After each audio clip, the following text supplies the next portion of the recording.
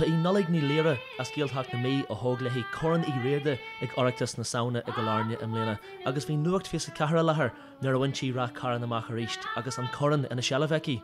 Dífir dí go dé mar waithí faoin rua mór. Buinú gan get as an an sosta. Which mar maid agus níor cred na réide ach go an. Chas me don lo agus an sin an nálit chas me bhéal an mór an raftri. Sin chas ó a oíche sin ní.